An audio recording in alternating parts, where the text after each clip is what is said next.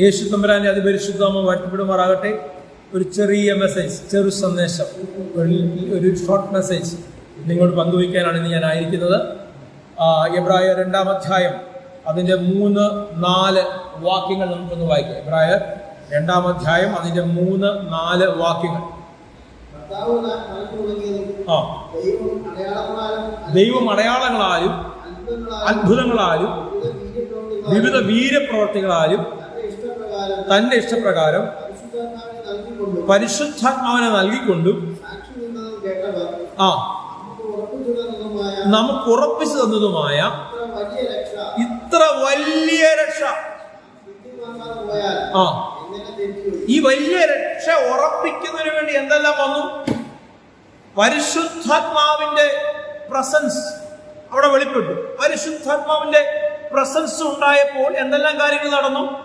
Signs, wonders and miracles. Hallelujah. അല്ലേ? എന്തൊക്കെയാ നടന്നത്? അത്ഭുതങ്ങൾ, അടയാളങ്ങൾ, വീര്യപ്രവർത്തികൾ. എന്ന് പറഞ്ഞേ, അത്ഭുതങ്ങൾ, അടയാളങ്ങൾ, വീര്യപ്രവർത്തികൾ. ഒന്നുകൂടെ പറഞ്ഞേ, അത്ഭുതങ്ങൾ, അടയാളങ്ങൾ, വീര്യപ്രവർത്തികൾ.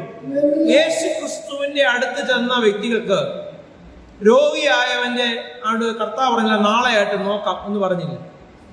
അല്ലെ, നീ ഒന്ന് വിലപ്പെട്, അന്നേരം നമുക്ക് ആലോചിക്കാം എന്ന് കർത്താവ് പറഞ്ഞില്ല.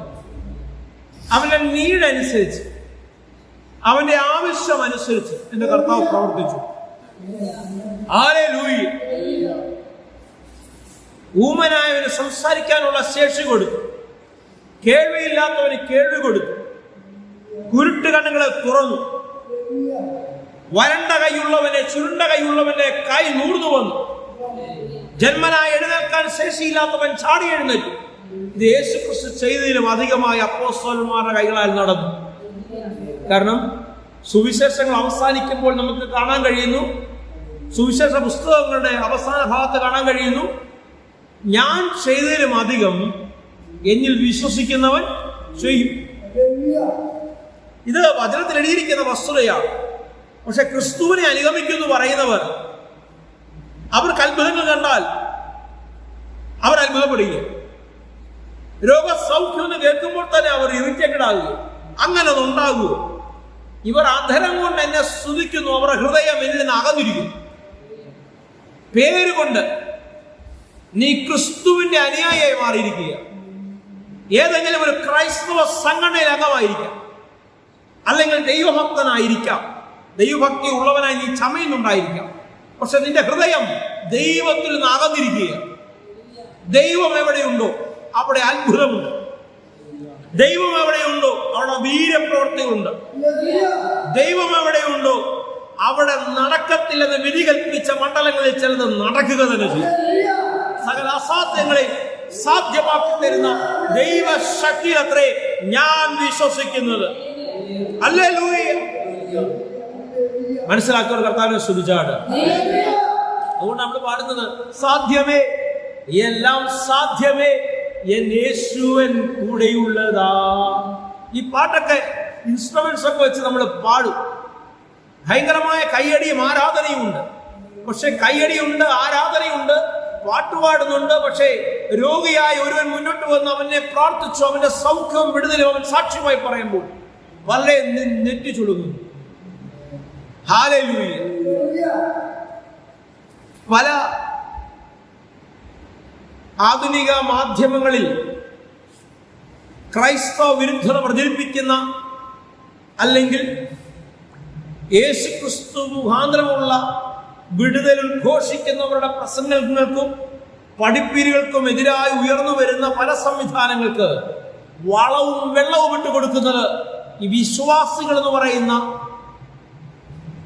അല്ലെങ്കിൽ ഞങ്ങള് വിശുദ്ധിയുടെ ഏറ്റവും ഉച്ചംഗ ശൃംഗത്തിൽ ഇരിക്കുന്നവരാന്ന് പറയുന്ന കുറച്ചുപേരാണ് ഇതിന് വളവും വെള്ളവും ഇട്ടുകൊടുത്ത് അതിനെ പരിപോഷിപ്പിച്ചുകൊണ്ടിരിക്കുന്നത്. അവർ ദൈവമുണ്ടെന്ന് വിശ്വസിക്കുന്നു എന്നവർ പറയുന്നു. പക്ഷേ അവർ ദൈവിക പ്രവർത്തികളിൽ വിശ്വസിക്കുന്നില്ല. കാരണം ഹൃദയത്തിൽ അവരുടെ ഉള്ളിൽ എന്തില്ല? ദൈവമില്ല. ദൈവമുണ്ടോ എന്ന് അന്വേഷിക്കുന്ന ബുദ്ധിമാനെ കാണുവാൻ ദൈവം സ്വർഗത്തിൽ നിന്നും ഭൂമിയിലേക്ക് നോക്കുന്നു. അല്ലേ? ദൈവം ഉണ്ടോ എന്ന് അന്വേഷിക്കുന്നവനേക്കാൾ. അപ്പൊ ഉണ്ടെന്നേ, ഞാൻ നല്ല ഉറപ്പാണ് എന്ന് പറഞ്ഞു നടക്കുന്ന ബഹുഭൂരിപക്ഷം പേരും അവർ എത്തിസ്റ്റുകളല്ല, അവർ യുക്തിവാദികളല്ല, ഭയങ്കര വിശ്വാസികളാണ്. പക്ഷെ അവർക്ക് ദൈവപ്രവർത്തികൾ വരുമ്പോൾ അവർക്ക് അതിനെ അക്സെപ്റ്റ് ചെയ്യാൻ പറ്റുന്നില്ല. ഹല്ലേലൂയ. കാരണം അവർ അധരം കൊണ്ട് ദൈവം ഉണ്ടെന്ന് പറയുന്നെങ്കിൽ അവർ ഹൃദയം എന്ത് ചെയ്യുന്നു? തഴമ്പിച്ചിരിക്കുന്നു. ദൈവവചനം ക്രിയ ചെയ്യാൻ പറ്റാത്ത രീതിയിൽ ലോകത്തിൻ്റെതായ വിഷയങ്ങളിൽ അവരുടെ ഹൃദയം തഴമ്പിച്ചിരിക്കുന്നു. അപ്പൊ ദൈവം എവിടെയുണ്ടോ അവിടെ അത്ഭുതമുണ്ട്, അടയാളമുണ്ട്, വീര്യപ്രവൃത്തിയുണ്ട്. ഹല്ലേലൂയ. യേശു ക്രിസ്തുവിന്റെ കയ്യാൽ വീര്യപ്രവൃത്തികൾ നടന്നുവെങ്കിൽ, അപ്പോസ്തലന്മാരുടെ കയ്യാൽ വീര്യപ്രവൃത്തികൾ നടന്നുവെങ്കിൽ, നിങ്ങളിലൂടെ ഈ ലോകം അത്ഭുതങ്ങളും അടയാളങ്ങളും കാണുക തന്നെ ചെയ്യും. അതിൽ വിശ്വസിക്കുന്നവരാൽ നാളെ വരെ കണ്ടിട്ടില്ലാത്ത വീര്യപ്രവൃത്തികൾ നടക്കുക തന്നെ ചെയ്യും. സ്തോത്രം. നീ ആരെ വിശ്വസിക്കുന്നു, ആരെ പിൻപറ്റുന്നു എന്നുള്ള തിരിച്ചറിവ് നിന്റെ അകത്ത് ഉണ്ടാകണം. യോഹന്നാന്റെ സുവിശേഷം 14-ാം അധ്യായം അതിന്റെ 3-4 വാക്യങ്ങൾ നമുക്കൊന്ന് വായിക്കാം. യോഹന്നാൻ 14-3-4 വാക്യങ്ങൾ വായിച്ചാൽ വേഗം വായിക്കാം. യോഹന്നാൻ 14:3-4. ഞാൻ പോയി നിങ്ങൾക്ക് സ്ഥലം ഒരുക്കിയ ശേഷം ഞാൻ ഇരിക്കുന്നിടത്ത് നിങ്ങളെയും ഇരുത്തേണ്ടതിന് പിന്നെയും വന്ന് നിങ്ങളെ എന്റെ അടുക്കൽ ചേർത്തുകൊള്ളും. ഞാൻ പോകുന്നിടത്ത് ഇന്നിടത്താണെന്ന് നിങ്ങൾക്കറിയാം. 5 വായിച്ചാണ്. തോമസ് അവനോട് കർത്താവേ, നീ എങ്ങോട്ട് പോകുന്നുവെന്ന് നോക്കിക്കോണേ. ഞാൻ പോകുന്ന വഴി ഏതെന്ന് നിങ്ങൾക്കറിയാം. യേശു കർത്താവ് പറയാം. അപ്പൊ ആ അറിവ് അവരുടെ ഉള്ളത്തിൽ നൽകി, പക്ഷെ അവരുടെ ഹൃദയ ദൃഷ്ടിയിൽ അത് പുറത്തോട്ട് വന്നില്ല. അവരുടെ ഉള്ളിൽ അത് ഇട്ടു, പക്ഷെ അത് ക്രിയ ചെയ്തില്ല. അറിവ് നൽകി, പക്ഷെ അത് സ്പഷ്ടമായ മണ്ഡലത്തിലോട്ട് ഒന്നും ചെയ്തില്ല. അവരുടെ ബൗദ്ധിക മണ്ഡലത്തിലേക്ക് അത് ശരിയാവണ്ണം ക്രിയ ചെയ്തില്ല. അതുകൊണ്ടാണ് തോമസ് പറഞ്ഞത് ആ വഴി ഏതാണെന്ന് ഞങ്ങൾക്ക് അറിഞ്ഞുകൂടാ, അറിയുന്നില്ല. പിന്നെ വഴി എങ്ങനെ അറിയാൻ? യേശു അവനോട് ഞാൻ തന്നെ വഴിയും സത്യവും ജീവനുമാകുന്നു.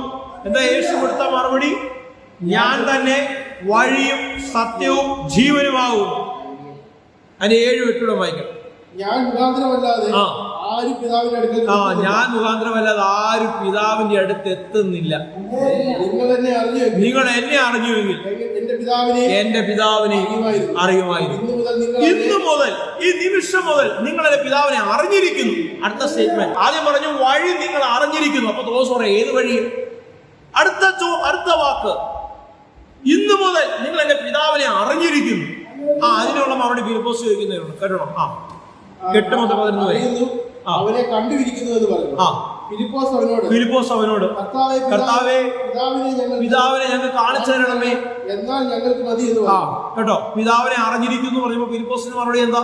ഫിലിപ്പോസിന്റെ അകത്ത് പിതാവ് ആരാണെന്നും ദൈവം ആരാണെന്നുള്ള ബോധ്യം യേശു നൽകി. പക്ഷെ അതെന്ത് ചെയ്തില്ല? ക്രിയ ചെയ്തില്ല. അവന്റെ ഭൗതിക മണ്ഡലത്തിൽ അത് ക്രിയ ചെയ്തില്ല. അതുകൊണ്ട് അവൻ ചോദിക്കുക, ഇത് ഈ പിതാവിനെ ഒന്ന് കാണിച്ചു തരണേ. യേശുവിന്റെ മറുപടി, യേശു അവരോട് പറഞ്ഞത് ഞാൻ ഇത്ര കാലം നിന്റെ കൂടെ ഇരുന്നിട്ടും നീ എന്നെ അറിയുന്നില്ല ഫിലിപ്പോസ്. ഇതെല്ലാം വ്യക്തമല്ലേ? ക്ലിയർ അല്ലേ? ഇത്ര കാലം ഞാൻ നിങ്ങളുടെ കൂടെ ഇരുന്നിട്ടും നിങ്ങൾ എന്നെ അറിയുന്നില്ലയോ? എന്നെ കണ്ടവൻ പിതാവിനെ കണ്ടിരിക്കുന്നു. പിതാവിനെ കാണിച്ചു തരണം നീ എങ്ങനെ പറയുന്നത്? എന്നെ കണ്ടവൻ പിതാവിനെ കണ്ടിരിക്കുന്നു.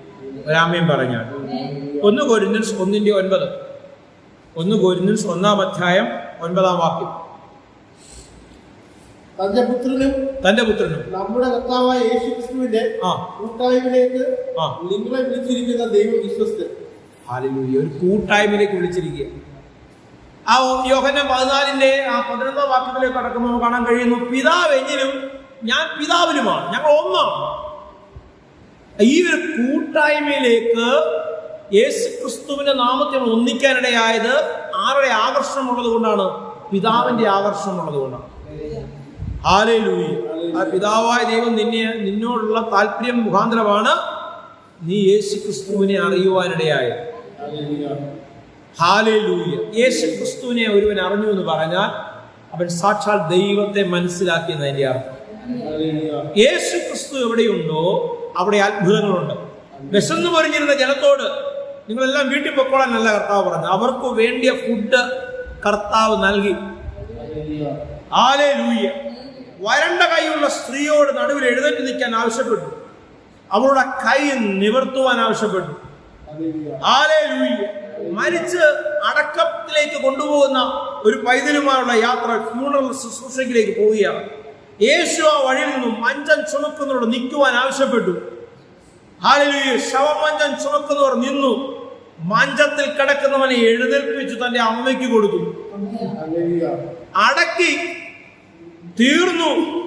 ഇനി ഒന്നും പറയുവാനില്ല. യേശു അവിടെ ഉണ്ടായിരുന്നെങ്കിൽ അത്ഭുതം നടന്നേനെ, അവൻ മരിക്കയില്ലായിരുന്നു എന്ന് ലാസറിനെ കുറിച്ച് വിധി കൽപ്പിച്ചെടുത്ത് യേശു കല്ലറയുടെ വാതിക്കൽ വന്ന് നിന്ന് പേർ ചൊല്ലി ലാസറിനെ വിളിച്ചു പുറത്തു കൊണ്ടുവരുന്നു. എന്നിട്ട് യേശു കർത്താവ് ഉയർത്തെഴുന്നേറ്റതിനു ശേഷം തന്റെ ശിഷ്യന്മാരോട് പറയുന്ന ഒരു വാക്കുണ്ട്, എന്തെന്നറിയോ?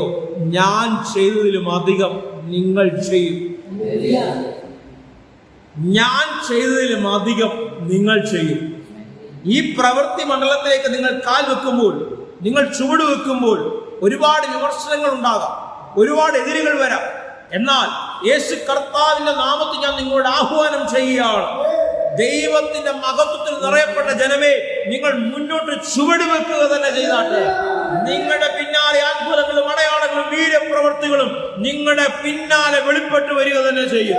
നിങ്ങൾ ചൂണ്ടുന്നിടത്ത്, നിങ്ങളുടെ നിഴലടിക്കുന്നിടത്ത്, നിങ്ങൾ ചെല്ലുന്നിടത്ത് ദൈവത്തിന്റെ ശക്തിയുടെ വ്യാപാരം വെളിപ്പെടുക തന്നെ ചെയ്യും.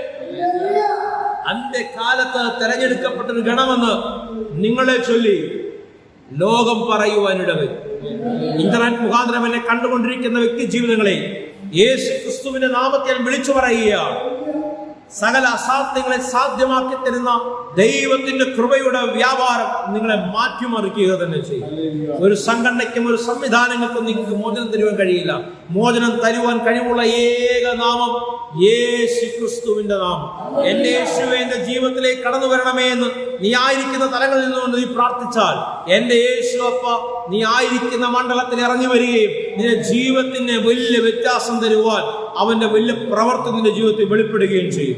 കണ്ണുകളടയ്ക്കാൻ പ്രാർത്ഥിക്കാം. അരുമനാഥ യേശു അപ്പ, എന്നെ കണ്ടുകൊണ്ടിരിക്കുന്നവരുടെ ജീവിതത്തിൽ വലിയ മറുപടികളെ കൊടുക്കണേ അപ്പ.